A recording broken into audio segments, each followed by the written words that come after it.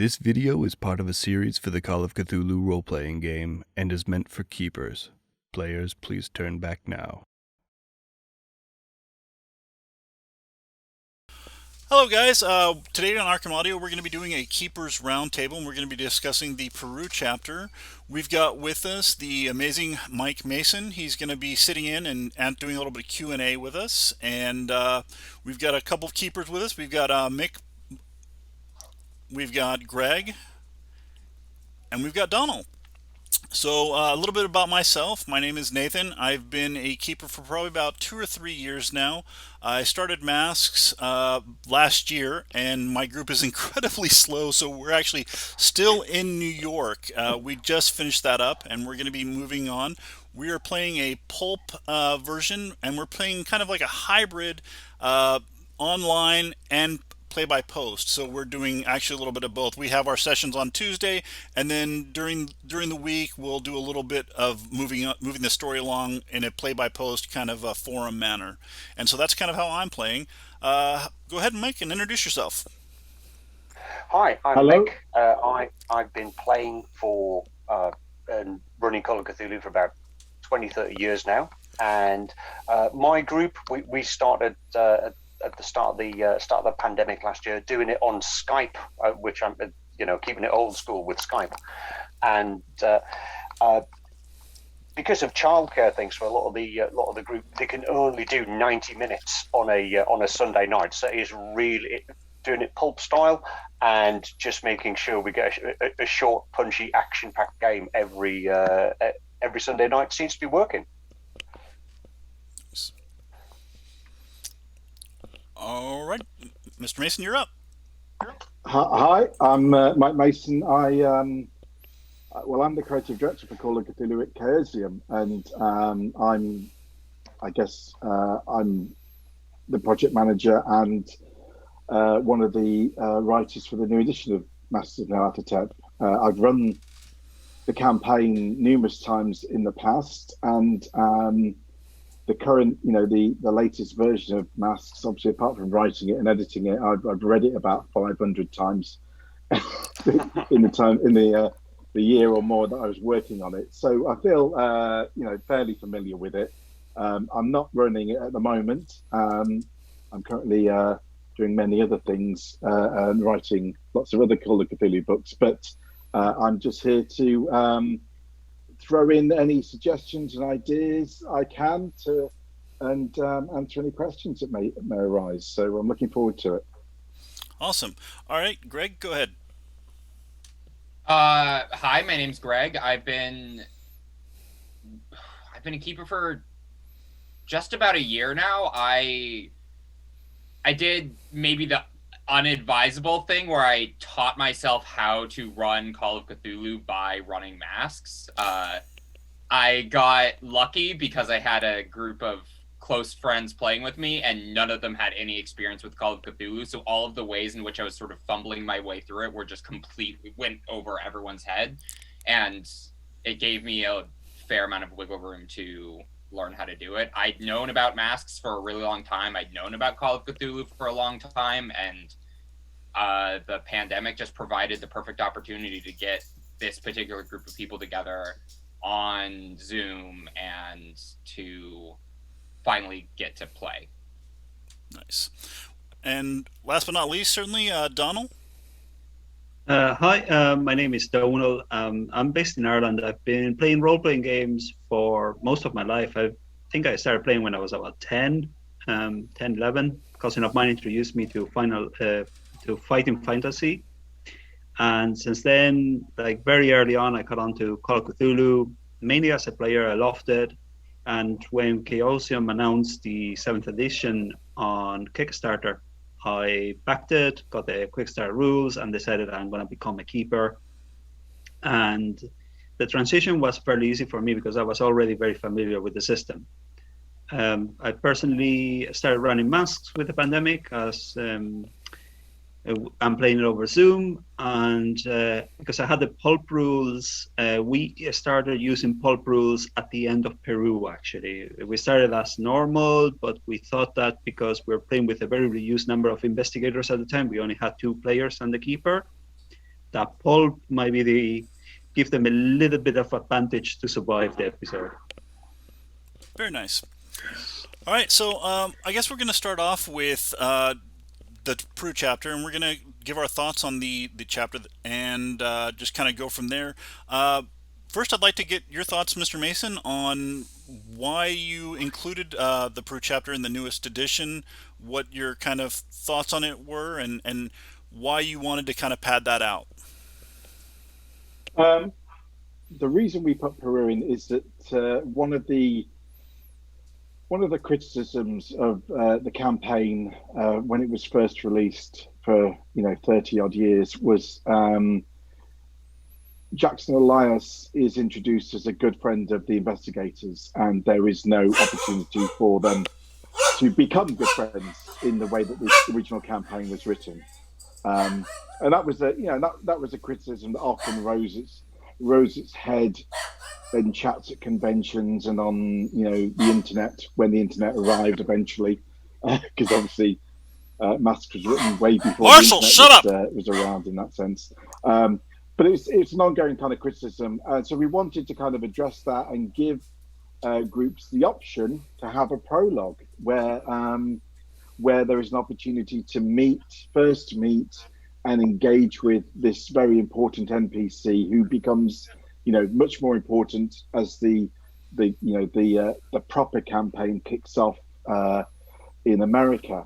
And so the intention was to have a short prologue that kind of isn't particularly deadly, but is dangerous and tense, and gives the investigators also a reason to come together, to become known to one another as well, so that in time they might become a group in some sense. So we were kind of trying to solve a number of things to kind of help grease the wheels of the campaign as it gets going. So introducing the characters to one another, introducing Jackson Elias, giving them a reason, and also using the campaign to foreshadow in a fairly subtle way mostly elements of the later campaign. That they would touch upon things that might actually come back as kind of in a sense of foreshadowing them later on. And that was really the intention with it all, to really provide a meaningful way into the campaign. And we made it optional. We presented information to say, if you want to run this is great. If you don't want to run this, that's just fine. You can just start like the traditional campaign with starting in America. Yeah, I mean, I won't go on, but yeah, that's really the reason for it, I guess. All right, that's awesome. All right, so I guess we'll just kind of get into the keeper's perspective that I've run Peru. Mick, what is your thoughts on the Peru chapter? I was really excited when I saw it in the book when I got it. I've run the campaign pretty much all the way through previously until through to Australia, and so seeing this new part of the world where we could play. I've never run a game before in South America. You've got pyramids, you've got fat-sucking vampires, you've got floating islands, you've got alpacas. Sign me up. I was really, really excited to go and do it. And it's the thing that the parts I really enjoyed about it is being able to flesh out Jackson Elias some more, and giving the party something to lose, making sure that when they finally get to New York and the horrors of New York actually start, there's a, oh my God, what's just happened? It is a real, drop your bacon sandwich moment when Jackson meets his end in New York. And there's just, I really got a Raids of the Lost Ark vibe from playing through Peru, and that's got to be a good thing, I think. Definitely. All right, Greg, you're up. Well, like I said, when I started Peru, I was fumbling my way through the keeper rules, and I think one of the things that I really appreciated about this particular chapter compared to like later Masks sections was how straightforward it was. There was, I mean, there were obviously like a fair amount of branching paths, and there's always like multiple ways for players to get from point A to point B, but it was easy for me to, I didn't have to keep track of like the convolution of, say, London in running Peru, so I could really focus on just like making an exciting, like fleshed out world without having to worry about too many other complications. And I think that like and also running with brand new players, it was good for them to get some practice like learning how to role play an environment where there aren't too many options about how to go from point A to point B. They don't have to solve any weird like social skills puzzles to get there. They just sort of have to go.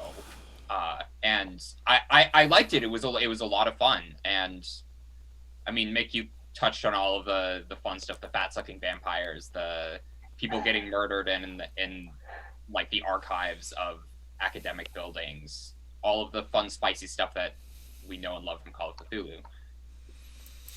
All right, Mr. Donal.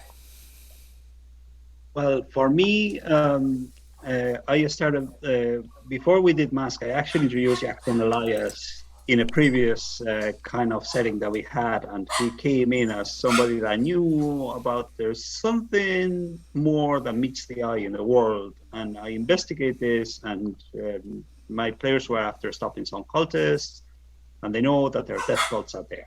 So there's this author kind of getting like interviewing them and getting to know them and saying what you saw is actually what I investigate.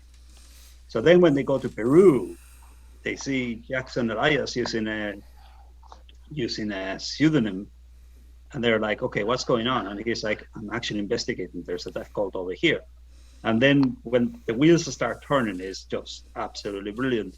And another thing I did with Jackson Elias, so they knew him before they were in Peru, and they actually did a couple of missions with him after Peru. So when suddenly I'm starting, I didn't tell them I'm starting Masks of Nyarlathotep. I just went, okay, you get a telegram from Jackson Elias saying to meet him in the hotel, and they previously met in the Chelsea hotel. So it was, to them, it was, oh yeah, it's just another adventure. And then suddenly it's like, this happens.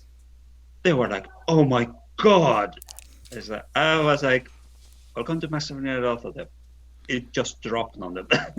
And it's just a brilliant way. Like, it was really climatic. I really loved the end of our chapter in Peru, because it's when I started introducing the pulp rules, and I ended up with one of my players having a sword fight with the Mendoza, kind of really cinematic sword fight, and it was just fantastic. Very So nice. a really nice way to introduce the pulp rules in Peru. Really nice way to kind of introduce Jackson Elias to, like, he knows more about what's going on. And the one thing I found a bit difficult was like trying to not to keep it too railroaded. I like to keep my games very open. So that was something that we were able to do, because, like, you know, Larkin, they didn't go near Larkin that much, and they didn't really know what was going on. But it was overall a brilliant experience. I think it's a great addition to the book. And before running Masks on 7th edition, I actually have the 6th edition at home, and I have the companion as well. And I just said, how can I get this working? I couldn't figure it out. And this prologue actually does allow you that easy transition into the campaign, which I think is a great addition. Yeah. From you just saying that, I think you made a fantastic point there. The Masks of Nyarlathotep, it can seem like just swimming the channel, this massive undertaking that you've got to do. And I think Peru feels like just getting started in the shallow end. It's like, just do this bit, it's great. And then you've kind of hit your stride after that. Yeah, I ran a couple of different adventures prior to Masks, and kind of tried to tie them in. I did the starter set. We did the Edge of Darkness, and there's some really interesting tie-ins that you can do with that. the Merriweather disease that he has, that he's dying from, and the black sludge in his body, and the way that he's kind of just like rotting from the inside is very similar to Larkin and the stuff that he has going on. And then you've got the whole golden sarcophagus that you can tie in to potentially later chapters. And it just gives Jackson a little bit more of a tie-in, because they're familiar with him, even if he just pops in for a second, or perhaps he's doing a symposium at Miscatonic University, and they somehow just kind of bump into him. That way he's known a little bit more to the players, and he's not just some random guy, that MacGuffin that we're supposed to care about. So I mean, that was one of the things that I really loved about the Peru chapter, was it was able to further embed him and get him really well known for the players. I'm interested to know if anyone used the optional starting scene where you start by having the investigators outside the door of the room in Hotel Chelsea, and then just as they kind of touch the door, you cut back to beginning Peru. It's a kind of suggested option. And I just wonder if anyone had actually used that kind of technique or not. I didn't. I did not as well. Just to kind of keep things simple with the time jump. Yeah. I didn't, because they already knew Jackson, and it didn't make any sense like having that optional intro. Maybe for somebody who hasn't introduced Jackson, it could be a good way so they get to know the character before the events of New York. But because I already had like 4 to 5 adventures, it made no sense to me to use that option. That makes absolute sense to me. Yeah. So, what were your guys' challenges and pitfalls in the Peru chapter? What did you feel like? What do you feel like for a new keeper? What do you think would be some things that they might run afoul of, or any advice that you can give to get past the challenges that you saw? I guess we'll go ahead and start with Mick. Yeah, sure. My challenge with it is, it's the ultimate aim in this is to give them something to lose with Jackson, but also you can't show that too much. You can't.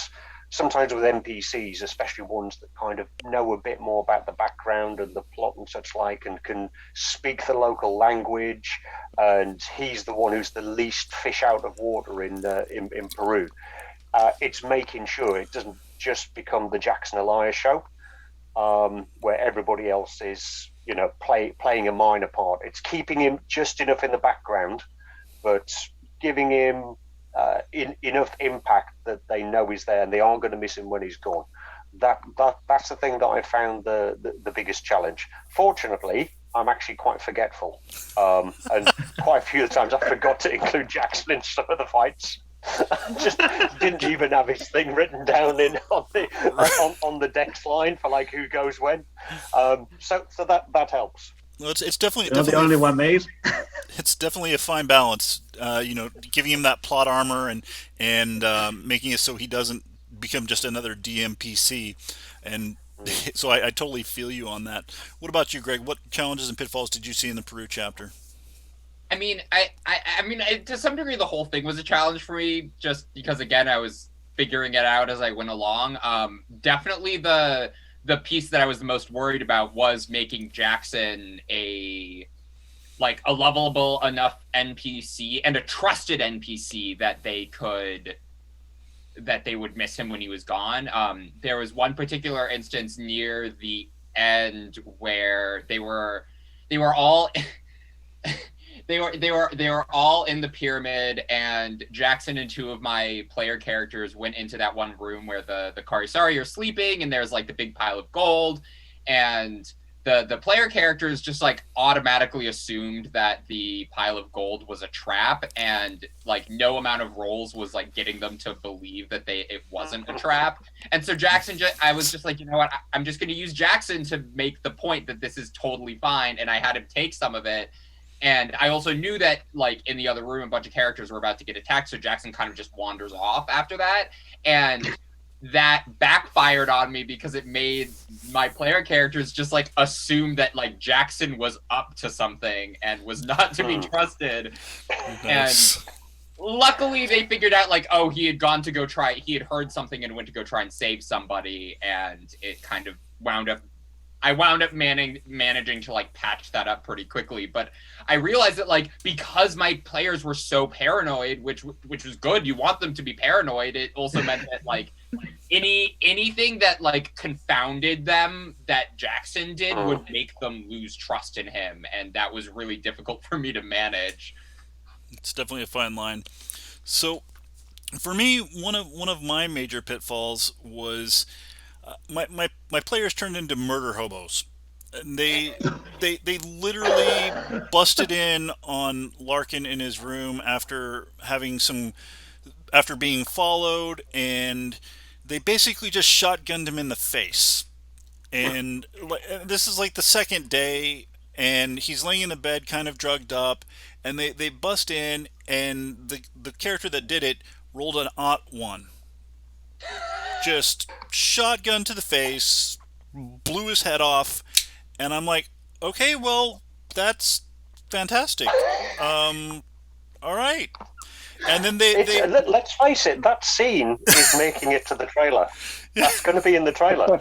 it's just like, okay, well, that I had all these dramatic plans with Larkin betraying them at the pyramid and everything, you know, and no, that's just not how it went. So they fled out the back of the hotel, and you know they had to they left town, and you know, two people that weren't actually there were able to go and talk to the professor and secure the trucks and then meet them in another city. But it definitely was just like, well, dang, now what? So it really kind of kept me on my toes for that one.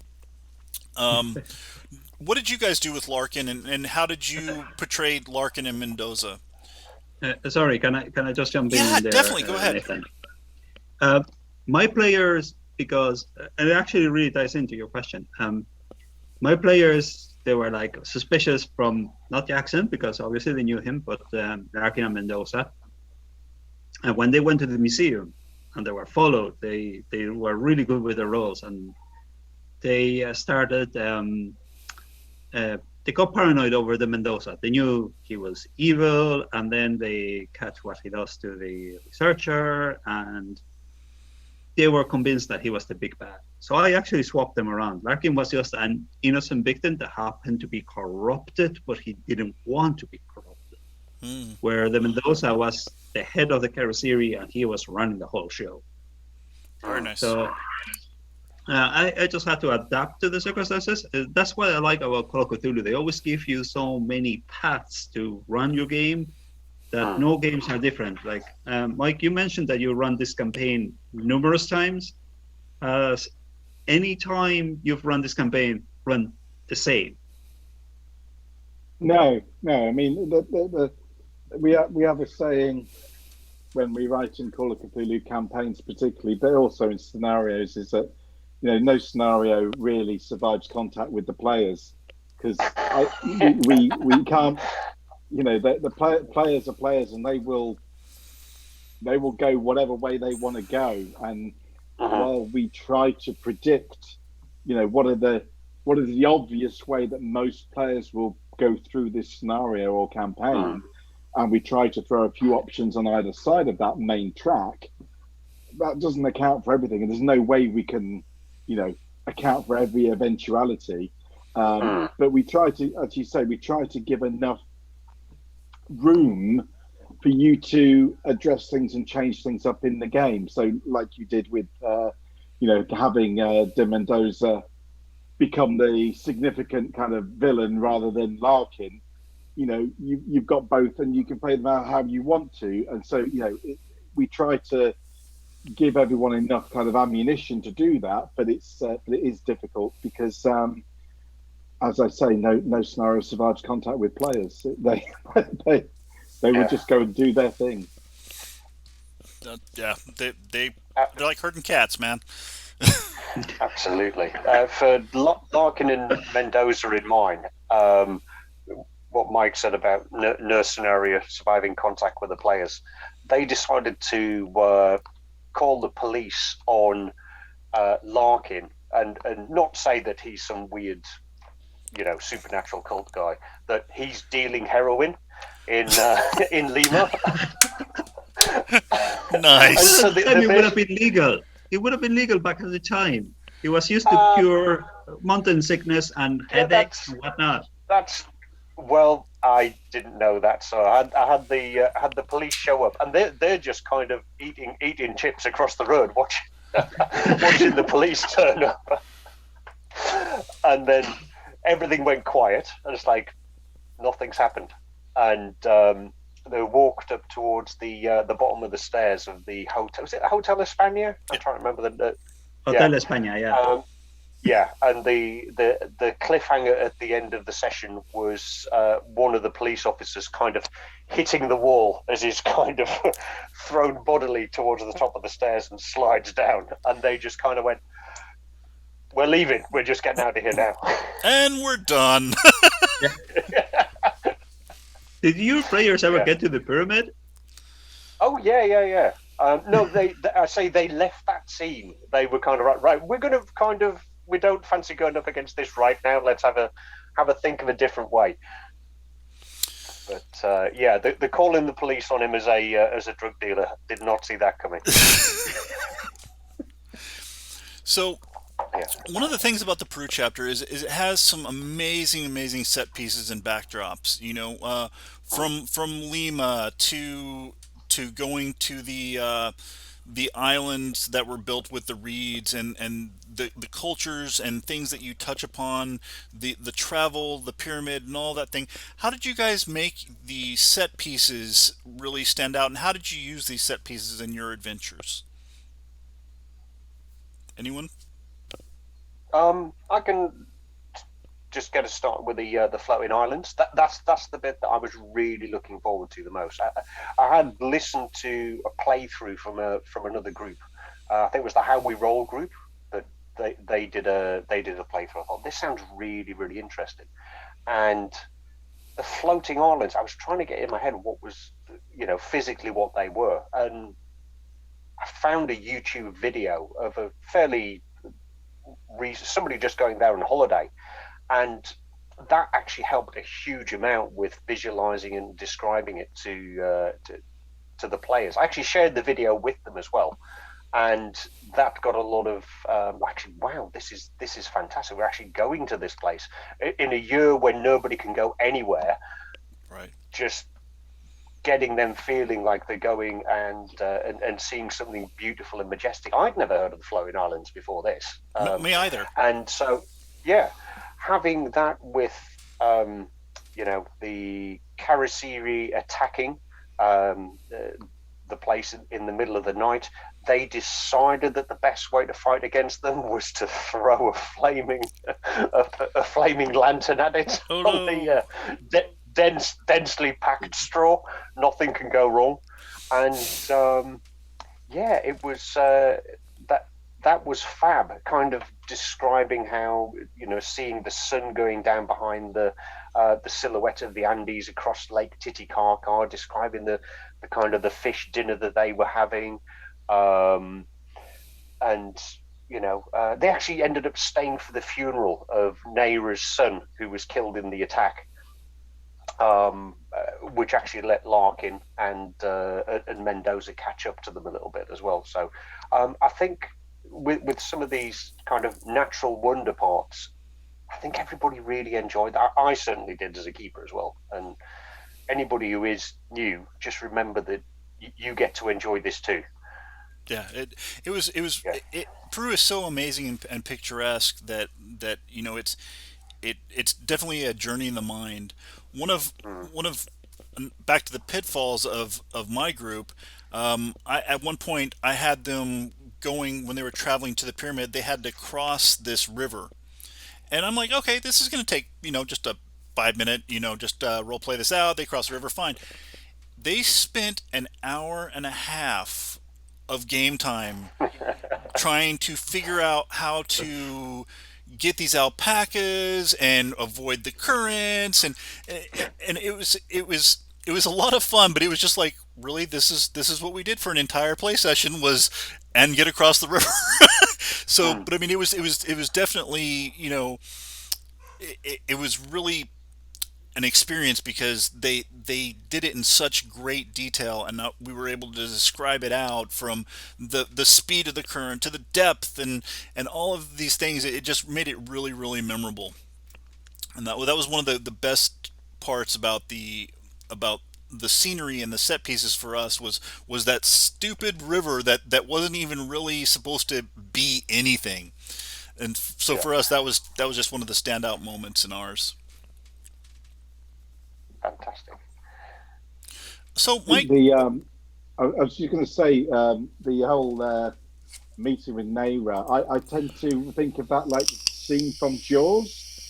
So in the evening, when they're on the boat and they're in the cabin and they're all telling their stories, how they got their scars, that kind of very classic scene from Jaws. And I think of this scene very similar, as Mick has described it. The sun is going down, it's twilight. Naira is telling the lore, the local folklore, that is revealing this information to the investigators, and they're all kind of crouching in, to listen to a whisper kind of thing, and unaware that beyond, the Karasiri are coming to get them, kind of thing. And I'm now imagining the theme tune from Jaws, but played on Peruvian panpipes. Exactly. Yes. that's amazing. Wow. They're going to need a bigger boat. Wow. Actually, I would like to get Greg's perspective on this. Did you struggle with that scene? Because I actually kind of did with my players. They were a bit lost at that moment in the Peru chapter, because the Mendoza and Larkin had run away. They were stranded on their own. Then the Karasiri attack. There's kind of a lot going on. So as a beginner keeper, how did your players react to all this, or how did you run all this? I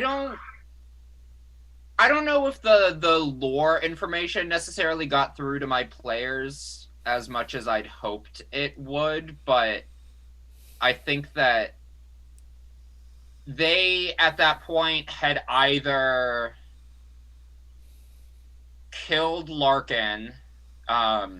They met Naira either just before or just after they killed Larkin, where we had a prospector and he bashed Larkin's face in while he was asleep with a rock hammer, and then one of them found a mirror and had a bunch of visions. But by that point, it was they had assumed that De Mendoza was the big bad and thought that Larkin was sort of an innocent bystander, and despite that, one of the characters decided to go murder hobo and smash his face in, so they couldn't even have a conversation with him. And so Naira was it had sort of been set up by that point that Naira was the way for them to figure out where the pyramid was. And so even if the lore stuff didn't necessarily land for them, they liked her as a character, because I liked her as a character, and she gave them the intel that they needed. And of course the Karisari attacked, and we had like a little old lady tried to capture a Karisari with like a stone. Like she was trying to like capture this like one of the little ones in like a basket somehow. I'm not sure. I remember there was a whole thing with the basket. It was over a year ago. There's so much has happened since then. But it wound up being a little bit more of a comical kind of Scooby-Doo thing, which was I think how a lot of my battle sequences happened in Peru was Scooby-Doo rather than necessarily horror. But it was fun. It was an incredible session. They burned the bodies because they'd figured out that they needed to like destroy the bodies, and there's a lot of like sending boats off into the night, like set ablaze. Viking funerals. Yeah. They had a Viking funeral for the Karisari that they killed, which was pretty brilliant of them. I was pretty proud of them for that one. Yeah, that's very cinematic. Yeah. Yeah, that's it. It's making the most with what you have in any scenario. My players just wanted a big fight, and it's like, okay, let's go to the pyramid and stop them. Like, they didn't really want to give Naira a chance. She's playing the local folklore, and then there are a couple of legends that one of the players in particular, she got in her mind that was the important legend, which was just the red herring. I because I like the Latin American culture as well, I kind of looked up a couple of things on my end, and I added a bit of flavor to it. I said, like, this is what keeps players engaged, is when you add all these extra bits and pieces. But of course, I went a little bit too far, and then they went the wrong direction. I'm trying to reel it back in. Nice. Yeah. So, Mike, going back. Oh, sorry. Go on. No, go ahead. Go ahead. I don't want to interrupt you. Go ahead. Okay. For using Naira, I think she's really, really useful. She's like that little bit on a journey where your sat nav can get you back on course if you've gone the wrong direction. And the characters were like, well, we know these things come back to life. We know that there's they called the thing the milk maggot inside the chest. They know that that's going to keep kind of keep bringing these Karisiri back to life, and went to Naira and said, well, how do we kill them? What's the weak spot? And she's like, well, these ain't normal vampires like you'll have in Europe. You can't use silver, you can't use the holy words, anything like that. And they went, well, how do you kill them? She says, well, I don't know anybody who has. And they're like, oh, no, oh. And they're like, they were hoping of that, here's the thing. So they kind of went down to the bit of the pit of despair there. And then they said, but we have found this. And they got the golden ward out. And we had the thing with the light of the golden ward kind of underlighting her face and said, you've got that. Maybe you've got a chance. Nice. Maybe you've got a chance. You've got this. You get that to the pyramid, you might be able to kill them all. And using that to get them back on track. That's how we played it. So basically, when it came down to the end of my thing, she told them about the ward. They had the ward with them, and they said, "Oh, look," she told them about the pyramid. They could locate the pyramid. It kind of became a race against time to fix the ward before the Father of Maggots and so on. So my big climatic battle was at the end, was where like half of the players are trying to fix the ward, while the other player, like, because I only had two players, they were running 2 characters each, by the way. So half of the characters are trying to fix the ward with Jackson Elias. So away, I have my plot armor. He's fixing the ward. And then one of the characters ends up in a fight. So one is kind of going against Larkin, easily defeated because the big bad was Mendoza. And then I had that big climatic cinematic battle where they chop off his head with a sword and they steal his sword. And now this player is obsessed that he wants to carry his conquistador sword all over the world. Nice. But it kind of, especially when you're playing with pulp rules, having that kind of, there's an object that you like, you can also make it an object that people can steal. And it's brilliant. It gives an extra element to role playing. So to me, Naira was like, I overfed them too much information. I used her wrong. That was my bad. But then I also used her, as you said, as the GPS, go here. Yeah. So, Mike, one of the questions that I have is definitely about the set pieces. There's so much life in the book that are breathed into these set pieces. What research did you do to bring these places to life for the chapter? What what did you look into, and how did you conduct your research, and how did you form these NPCs to make this chapter so amazing? I mean, the research is what we do. For most of the kind of Call of Cthulhu stuff we put out is we there's two kind of types of research. There's the research about Peru itself. What the weather is like. Is it hot? Is it cold? What's going on? And then there's the historical research. So here's Peru, but what was Peru like in 1925? And so you are looking at social and cultural differences between modern day and back nearly 100 years. And so we're looking at the easy stuff. The weather is an easy kind of look up on Google. Tell me the average weather for Puno and Lima, and we can find that because we know that really hasn't really changed radically in 100 years. However, the what does Lima look like in 1925 is could be significantly different to what it looks like now. And part of that research is looking into the history and finding travel books of the period, write-ups, maps, a road map of Lima, from the 1920s or somewhere as close to that as we can. So that's the kind of the level of research. And obviously, when we're doing that research, characters sometimes step out of the research as you're thinking about things, and you're thinking about, well, who would Jackson Elias go to? If he's been in Peru a little bit of time researching things before he actually meets Larkin and Mendoza, who would he, where would he go?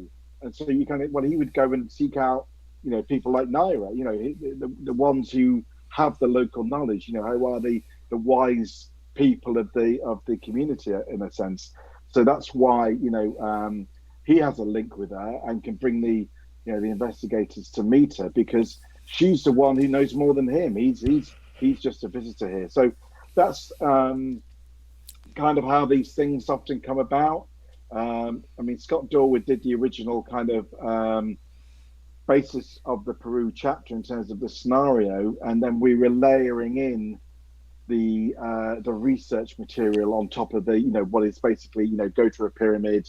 There's something bad in the pyramid. You need to reseal the pyramid, and that's the scenario. But everything else is the layers of history, research, and the bigger campaign that you're layering into it to kind of give it an authenticity and some verisimilitude in terms of so you can present the keeper can present it and it feels authentic and real to some degree.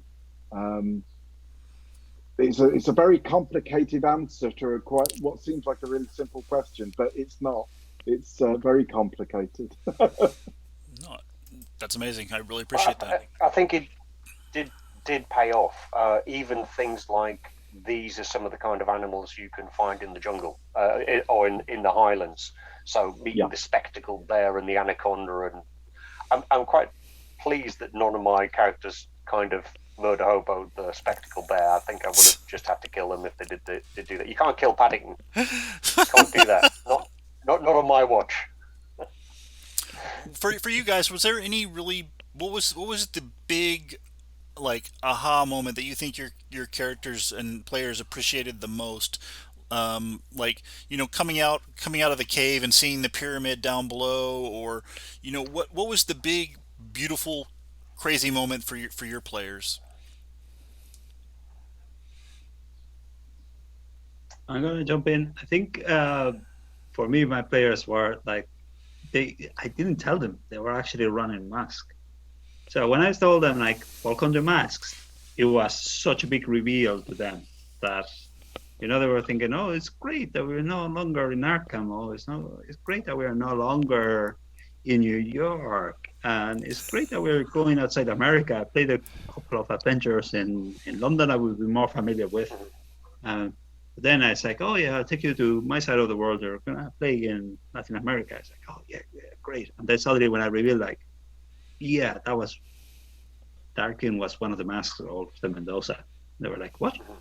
So they were going like, I didn't say this is Masks. There was something odd, and they didn't realize what it was. So then when New York starts off and Jackson is there, it's like, welcome to Masks. That's really, for me, where the campaign really kicks off, is what happens in the Hotel Chelsea. That's the real kickoff of the campaign. Yeah. And because they care so much about him, because they knew him from so many adventures, that aha moment that no one is safe, it really hit home. One of the things that I did, and I know that I've seen a couple of other keepers that have done the same thing, is I actually had since I was playing digital, I had a keeper who had already run Mask actually play as the character of Jackson.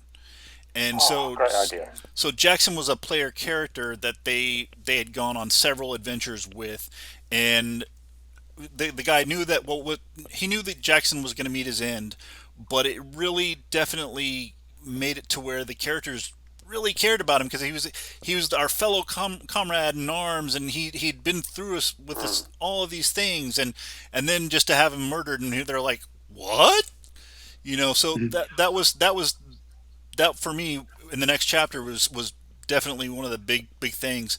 But for us, when our characters made it up the mountain, and it was like going up the mountain was like Benny Hill for them for some reason. They were falling down the mountain. They were trying to lead these alpacas. It just the player versus environment was for us far more dangerous and interesting than the players versus De Mendoza, or the players versus any big bad, because that's where my characters struggled with. We were playing pulp, but we had the 65-year-old psychic lady from New York who's actually just a sham psychic trying to trek across this mountain. It was ridiculous and hilarious, and they loved it. But yeah, that was pretty much ours. But the important thing in any RPG is, are you players having fun? Are you as a keeper having fun? Right. And like, I do have these Benny Hill moments, as you call them, or Scooby-Doo moments, and in my group they're hilarious. Like particularly, this happened in London, but they were trying to break into the Penfield Foundation, and push rolls or whatever. He failed the first roll, but he made the second. He was trying to like get in through a window into the Penfield Foundation, and it's like, okay, you push your rolls, you get through, but your trousers get caught. So we start calling that character the Underpants Thief. It's brilliant. It is. I think for new characters, for new keepers, you can get hung up on everybody should be terrified while they're playing this game. And I've never seen it. I've never really. You get the odd flash where they kind of go, "Oh no, we're in way over our heads." But if people are kind of laughing and they keep showing up and they're enjoying themselves, you're doing it right. With Greg, you've been a fairly new keeper. How did you do that? Because you hadn't like run Call of Cthulhu before. How did you, approach that? Well, I mean, I think it helped that when I was running Peru, I was using that How We Roll runs Peru campaign as a... I think like it had just come out when I was starting to run Peru, so I was like kind of listening as they went, and very quickly we surpassed where they were because they went off the rails just like immediately. But they it really helped to have the characters be goofy and have that sort of sense of humor. And with my particular player group, they want that kind of sense of humor. We're a group of people that have a hard time keeping things seriously. Like, I try to make things scary, but also I have a hard time staying focused in any particular environment. And so sometimes I will do the sort of bad thing of breaking tension because there's just too good of a joke to make in that particular moment, and then having to sort of switch back. But that attitude led to, I mean, we had in the pyramid, we had a character go insane, and they're all sort of scrambling around. D. Mendoza is there trying to stop them, and this character, I forget what the nature of the bout of madness was, but what it led to was that this character was the one who had the ward, and this character was just like, I am terrified of everybody, and I just want to get away from everyone. So there are these people sort of chasing this character down, like on hands and knees in the pyramid. Totally Benny Hill moment there. Yeah, and then D. Mendoza shows up, and they're trying to fight D. Mendoza all on hands and knees while this character is also running away, and so people are like scrambling over each other and like falling into the fat pit, and it was hilarious, and it could have easily gone south for everybody, and it went fine. But it's like those particular moments that are just like, yes, it's very funny, but also that's what everyone remembers, and that's what everyone comes back for. Absolutely, good but enjoyable chaos. Yeah, I'm heartened to hear that, particularly Peru is, not too heavy on the horror in that sense, because I think that's exactly the way to play it. I think by having it, reasonably light-hearted, and there's moments of tension, sure, and there's risky things, but overarchingly, it's fun, is a really good way of ensuring your players buy into the greater campaign. Because, quite frankly, later in the campaign, there are, you don't really have to work to make the horror in the later campaign, because the horror will weigh them down when they get to certain things later in the campaign. The horror will become apparent, the size of it, in a sense. And so I don't think you need to work too hard to make it horror in that way, because I think that the actual storyline will bring that to you. And like I often say is, you can't have every Call of Cthulhu gaming session can't be full of existential dread, otherwise you'll just give up and just go and cry and sing sad songs for a while. It is a game. I say this a lot. It is a game, and it is meant to be fun. And at times that fun may come through tension and horror, but the majority of the time it's just fun. It's having an adventure. It's doing exploration. It's learning things you shouldn't know. That kind of thing. Awesome. Can I just jump in there, Nathan? I actually like that about Peru. That is like we're breaking into the rules. You don't want to. Somebody said to me, "Oh, you like Call of Cthulhu and you run Call of Cthulhu. Either all your characters either they go mad or they die." And it's like that's not true. You've only been playing one shots in conventions and maybe not the best keeper. Try to make your own character and see what you do. Like, because he had that experience of going to conventions where like, oh yeah, either you just find the whatever relic or whatever way to defeat the big baddie and move on. And he played 2 or 3 of those scenarios like that. It's like, it's always the same. It's like, no, you haven't played properly. Yeah. But no matter what you tell people, they don't. They have that preconception of the game, and it's very hard to change their mind. So I did invite that person to the campaign. But like the other people that are more open and they want to try new things, because they came from a Dungeons and Dragons background where it's open the door, kill the monster, take the loot, more or less like Munchkin. I was saying to them, look, this is a bit different. I prepare them a little for what's coming. A few intro adventures, not too hard, and then they're rolling. And then you do have the shocking moments like the Chelsea Hotel, or in London there were like the Shelby adventure that a lot of players bypassed as side quest. I think it's fantastic because like the players are new to London and they're just looking into these paintings. They don't know anything about what's really happening in the background. And then suddenly when they get sucked into the painting, that was fantastic for my players. It was such a pulpy moment that they loved it. And they went like, wow, that was the best game so far we had. Nice. And it really works. But you have, as a keeper, you have to put in that level where it's not, as Mike said, like you don't want to be doom and gloom all the time because like they're not going to have fun. You need to have that tension where like, you know, there's a big climatic fight or they're running away for their lives or whatever you want to do, but just make it fun for the players. I mean, you watch any horror film that is, you know, you're going to watch a horror film at the cinema or on the TV, It's a horror film. So why isn't a horror film every second you're going, ah, because you can't do it. You can't. Horror doesn't work like that. It builds, and you have a release, and so forth. So people seem to think sometimes it's going to be scary every second, and horror doesn't work like that. No. It doesn't work like that at all. Exactly. So moving on, what are some of the resources that you guys use as keepers for your games? Podcasts. So you listen to a lot of podcasts? Which ones do you recommend? Well, I mean, at the time that I was running Peru, How We Roll was I think the only one that I could find that was running Masks. Recently, I've been really liking the Great Dane Society. They went entirely through Masks, and I think it's the only podcast that I've been able to track down that has played through the entire campaign, starting from Peru, and they're fantastic. They're funny, they're engaging. The keeper does a lot of improving, which I appreciate because I also wind up doing a lot of improving.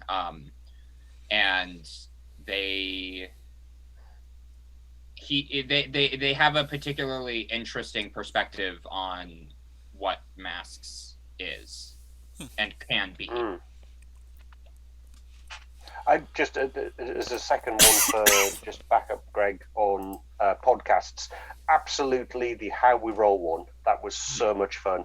And I guarantee you, no matter how you run that game, it can't go off the rails as much as that one went off the rails in the most beautiful way possible. Session 3, the Starting the Road Cult. It's fantastic. I'll give a big recommendation for Marshall, shut up. Games.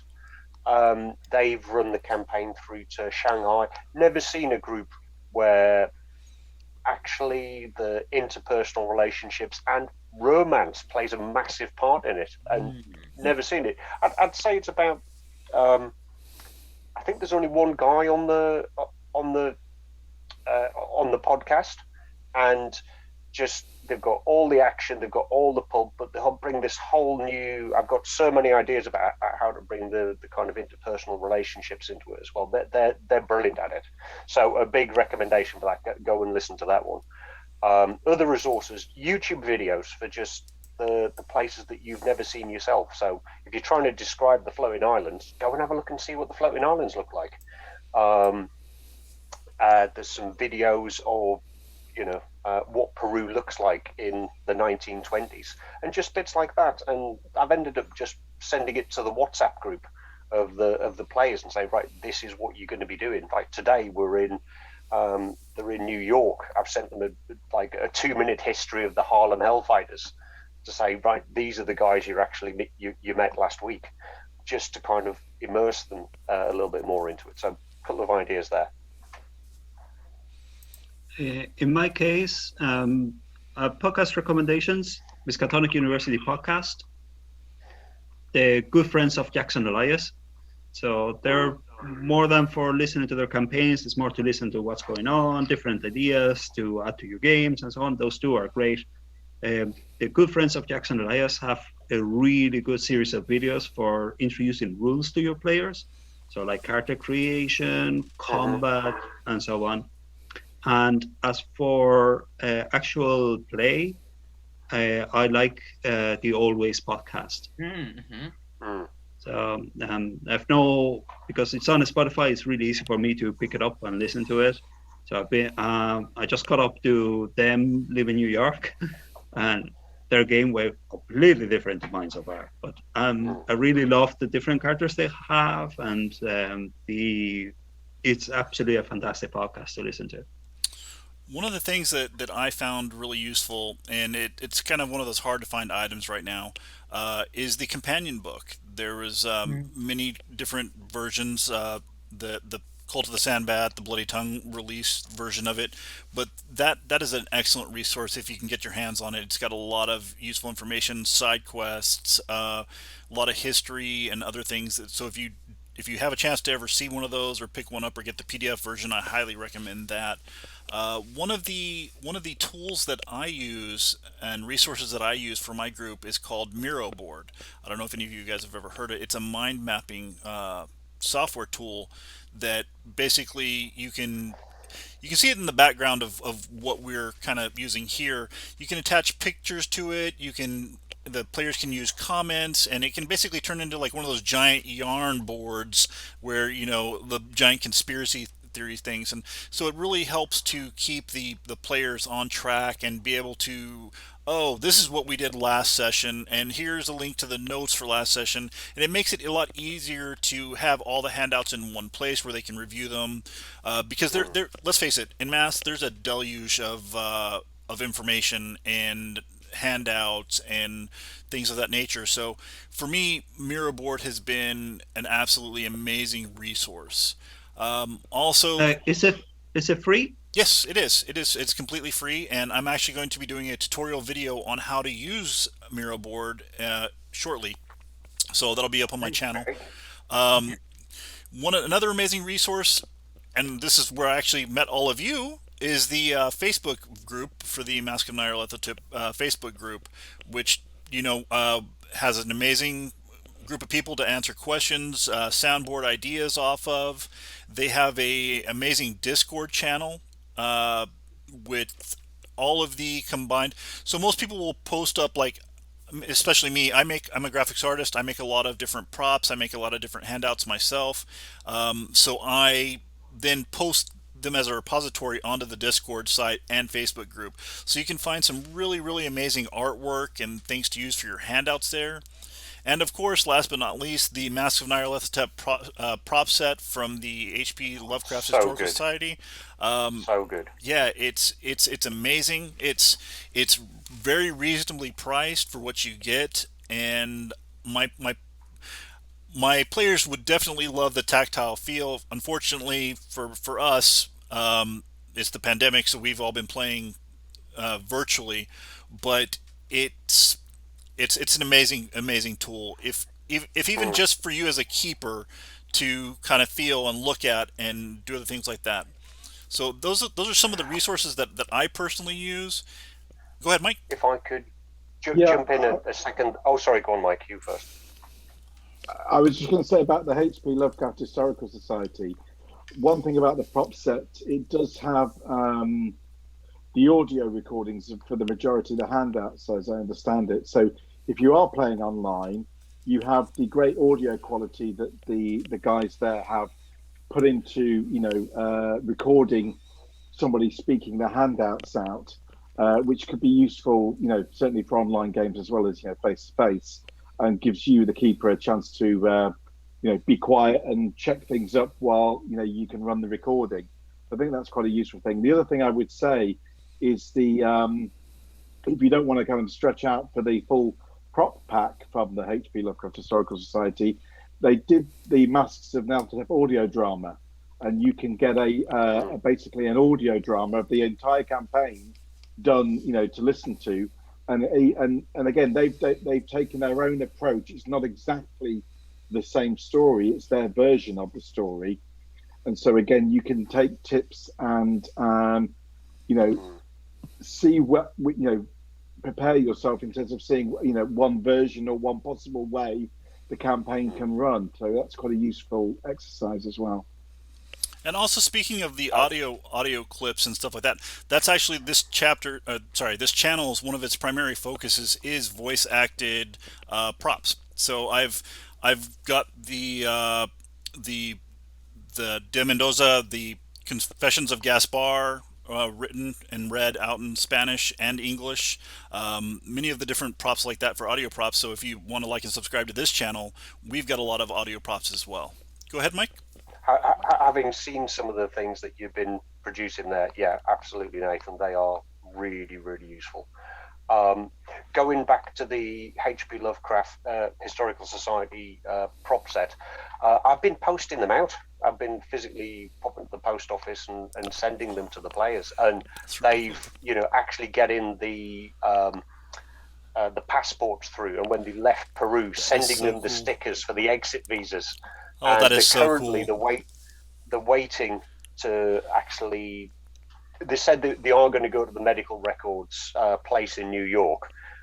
So I've sent them out the great big chunk of Dr. Houston's analysis, and so you do not break that seal until you get to that session. So it's now sat there in their front room, just going, right, they're wondering what's in it, and that they've been quite enjoying it. Just, I think during the pandemic, just having some nice things you can do to distract you is just a good thing. And I'm getting a kick out of when they're opening it and seeing the box of matches and stuff like that. I get a kick out of that. Yeah, that medical file is a beast. We did a voice acted version of that.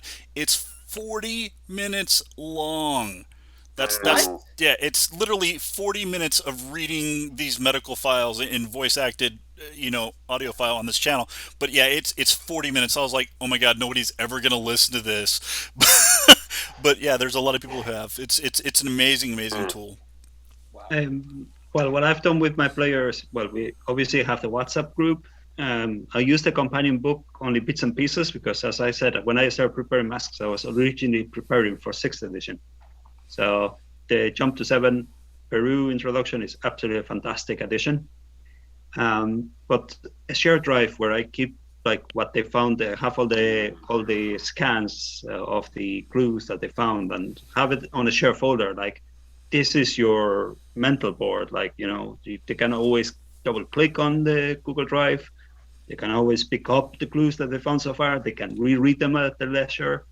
And it is a good way, like having, I don't have the props because personally I find them that it wouldn't get used by my group because distance, I would have struggled sending that to them, but it works.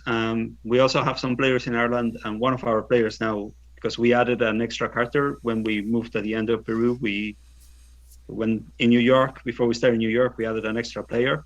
So now I have 3 players, and the 3rd player is actually based in the UK. So it's a bit hard for us to share the clues. So that's why I didn't go with physical props. Nice. All right, so wrapping up, what advice would you give to a new keeper to Masks? Like, what are some of the parting and passing wisdoms that you would start off with? And let's go ahead and start off with Mike. I think I think you just got to, it's the start of the whole thing. I think you just got to read it through clearly. I would read it through once. I would read it through again with a notebook, and I would make little notes, of things that jumped out of me as like key points. And I would not sweat it too much. I would just let it run, let it roll, and go with the players. And just remember, there's 3 points to the campaign. There's the start, there's the Puno stuff, and then there's the mountains. It's just a straight line, really.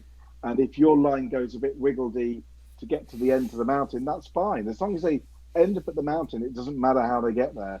And so I say, don't sweat it too much and just enjoy the ride, really. Excellent. Mick? Yeah, I'd say whether you are a new keeper or really experienced one, don't worry too much about reading through the whole of the 2 big chunky books before you start. Otherwise, you ain't ever going to start unless you're incredibly disciplined. The Peru one just seems to work really, really well as a standalone. Read that one, play it, enjoy it, and the only advice would be make Elias somebody who'd be painful to lose, but don't make him too obvious that he's got the super plot armor in there. How about you, Greg? Yeah, I mean, I think in many ways I'm talking to myself like a year ago, and I'm gonna echo what Mick and Mike have both said, that make sure that you read through it, but also don't worry too much about like the tiny details. And remember that your players will go off the rails, and so don't don't be afraid to improv, and don't be afraid to like let go of control and then like rewrite things a bit later to like make it make sense for what your players wound up doing. And that, I mean, I think that goes to some degree with like making, if you're even new to Call of Cthulhu like I was, don't be afraid to kind of just like make up something that makes sense in that moment in order to just like keep the game moving.